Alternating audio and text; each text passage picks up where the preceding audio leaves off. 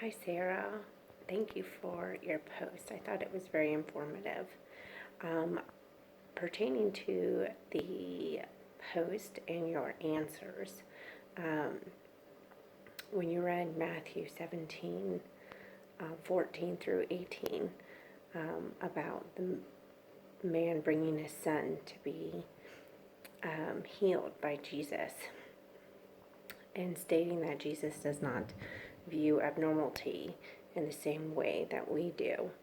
I would have to agree with you with that particular statement because I believe that when it comes to abnormality, there's nothing that God hasn't seen and or God hasn't handled in his life, even though back in the Bible and 100 years ago, we didn't have the history and the medical research that we have today to define mental illness and all the different dysfunctions that people struggle with in today's society.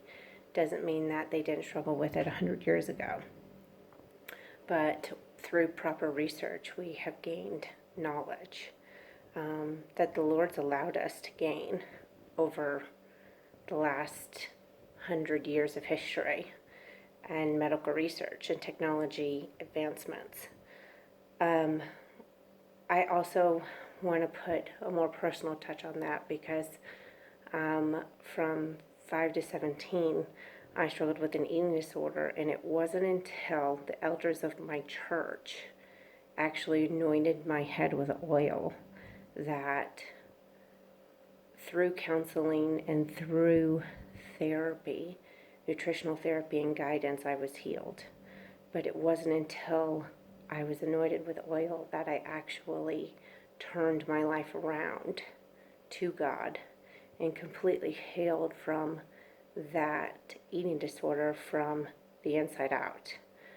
So the secular view that you stated states that it's out of our control. In certain disorders, mental disorders, things are out of our control, but through God and through the realization that our completeness and wholeness comes from Him is extremely important. I want to read a definition from one of the journal articles that I read, which is titled Promoting Wellness in Refugee Populations.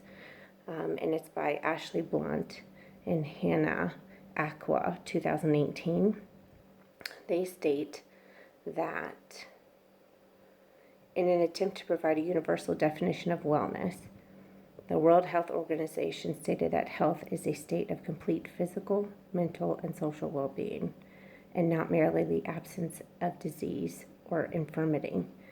For this article, wellness is defined as a way of life oriented toward optimal health and well-being, in which body, mind, and spirit are integrated by the individual to live life fully within human and natural community.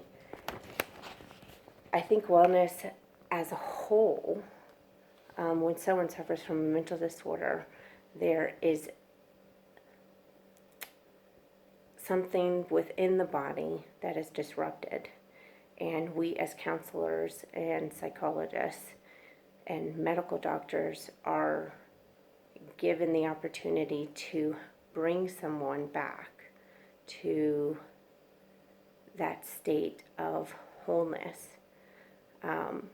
And culturally, that could be different from one part of the world to the next. What's considered wholeness in one culture doesn't mean that it's considered wholeness in another cultural. Thank you so much for your post, and I look forward to listening to more posts from you. Bye-bye.